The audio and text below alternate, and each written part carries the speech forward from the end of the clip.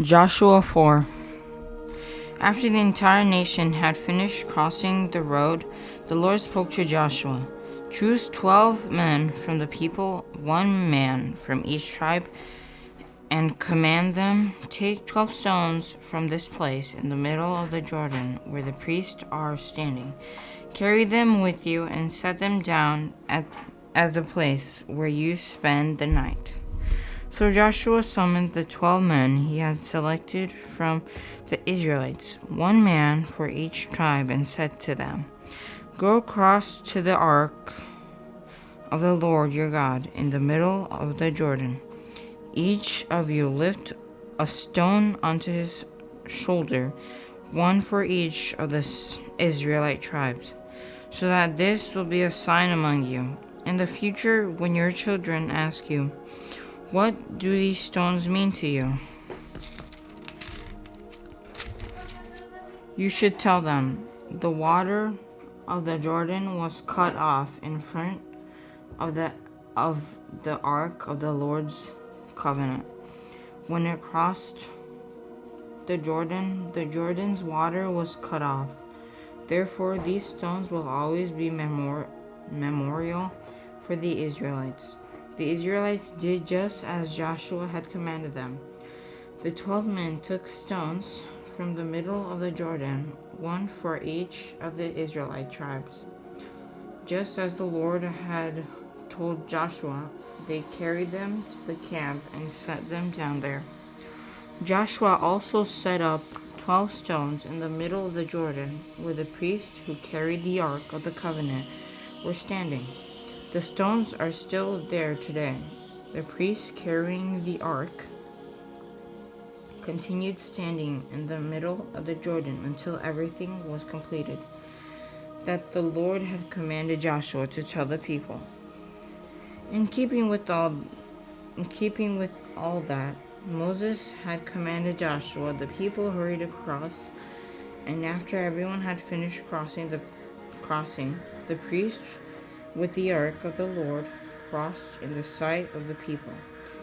The Reubenites, Gadites, and half the tribe of Manasseh went in battle formation in front of the Israelites, as Moses had instructed them. About 40,000 equipped for war crossed to the plains of Jericho in the Lord's presence. On that day, the Lord exalted Joshua in the sight of all Israel, and they revered him throughout his life, as they had revered Moses. The Lord told Joshua, Command the priests who carry the ark of the testimony to come up from the Jordan. So Joshua commanded the priests, Come up from the Jordan.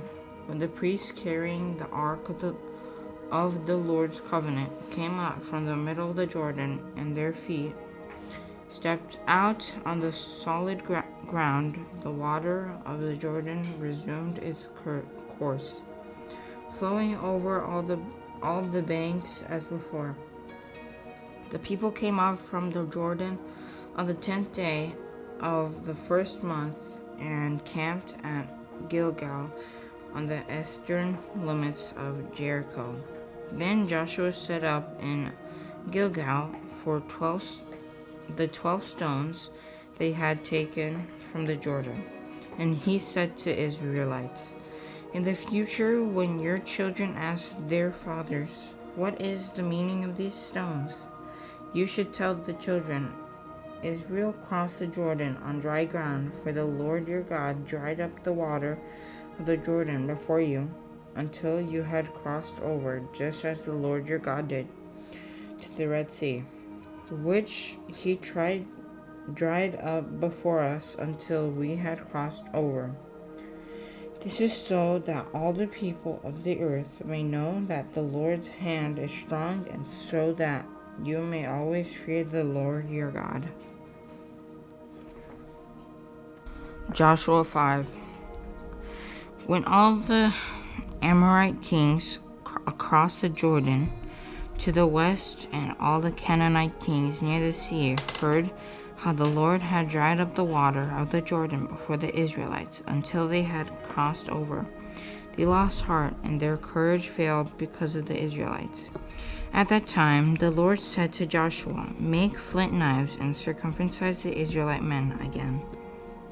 So Joshua made flint knives and circumcised the Israelite men at the Gibeath Haraloth. This is the reason Joshua circumcised them.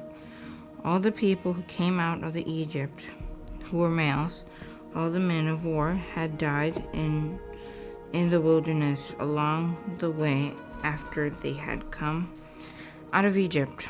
Through all the people who came out were circumcised. None of the people born in the wilderness along the way were circumcised after they had come out of Egypt. For the Israelites wandered in the wilderness 40 years until all the nations, men of war who came out of Egypt have died off, because they did not obey the Lord. So the Lord vowed never to let them see the land he had sworn their ancestors to give us, a land flowing with milk and honey. He raised up their son in their place. It was these Joshua circumcised. They were still uncircumcised, since they had not been circumcised along the way. After the entire nation had been circumcised, they stayed where they were in the camp until they recovered. The Lord then said to Joshua, "Today I have rolled away the disgrace of the Egypt from you." Therefore, that place is still called Gilgal today. While the Israelites camped at the Gilgal on the plains Jericho, they observed the Passover on the evening of the 14th day of the month. The day after Passover, they ate unleavened bread and roasted grain from the produce of the land. And the day after they ate from the produce of the land, the manna ceased. Since there was no more manna for the Israelites, they ate from the crops of the land of Canaan that year. When Joshua was near Jericho, he looked up and saw a man standing in front of him with a drawn sword in his hand.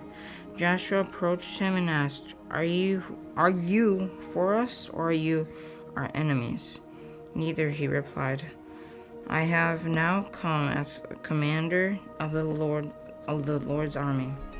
Then Joshua bowed with his face on the ground in homage, and asked him, "What does my Lord want to say to his servant?" The commander of the Lord's army said to Joshua, "Remove the saddle from your feet, for the place where you are standing is holy." And Joshua did that. Joshua 6. Now Jericho was strongly fortified because of the Israelites, no one leaving or entering. The Lord said to Joshua, "Look, I have handed Jericho, its king, and its best soldier over to you. March around the city with all the men of war, cycling the city one time. Do this for 6 days. Have 7 priests carry 7 hymns, horn, trumpets in front of the ark. But on the 7th day, march around the city 7 times, while the priests blow the hymns, horns. When there is a prolonged blast of the horn, and you hear its sound, have all the troops give a mighty shout. Then the city wall will collapse, and the troops will advance, each man straight ahead." So Joshua, son of Nun, summoned the priests and said to them, "Take up the ark of the covenant and have 7 priests carry 7 ham horns in front of the ark of the Lord. He said to the troops, "Move forward, march around the city, and have the armed men go ahead of the ark of the Lord." After Joshua had spoken to the troops, 7 priests carrying 7 horns before the Lord moved forward and blew the ham's horns. The ark of the Lord's covenant followed them. While the horns were blowing, the armed men went in front of the priests who blew the horns, and the rear guard went behind the ark. But Joshua had commanded the troops, "Do not shout or let your voice be heard. Don't let one word come out of your mouth until the time I say shout. Then you are to shout." So the ark of the Lord was carried around the city, circling it once. They turned to the camp and spent the night there. Joshua got up early the next morning. The priests took the ark of the Lord, and the 7 priests carrying 7 horns marched in front of the ark of the Lord while the horns were blowing. The armed men went in front of them, and the rear guard went behind them, the ark of the Lord. On the second day, they marched around the city once and returned to the camp. They did this for 6 days. Early on the 7th day, they started at dawn and marched around the city 7 times in the same way. That was the only day they marched around the city 7 times. After the 7th time, the priests blew the horns, and Joshua said to the troops, "Shout, for the Lord has given you the city." But the city and everything in it are set apart to the Lord for destruction. Only Rahab the prostitute and everyone in her house will live, because she hid the messengers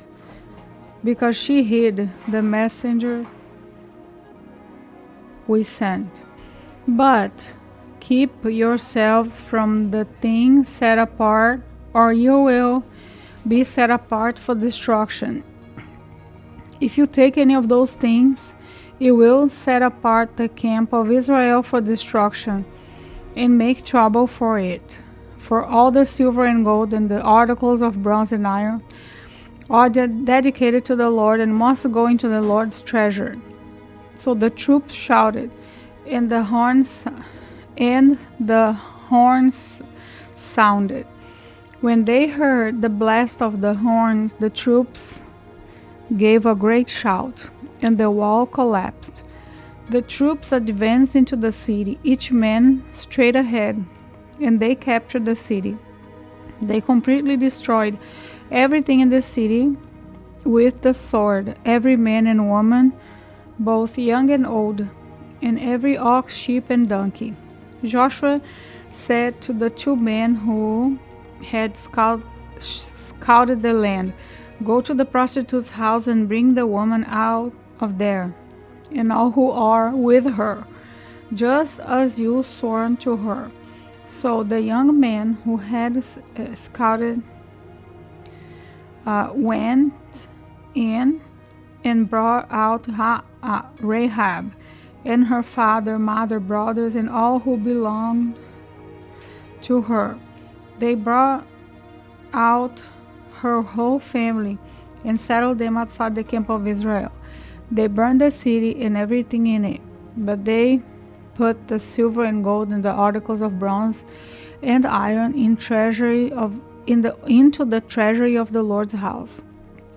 However, Joshua spared Rahab the prostitute, her father's family, and all who belonged to her, because she hid the messengers Joshua had sent to spy Jericho, and she still lives in Israel today.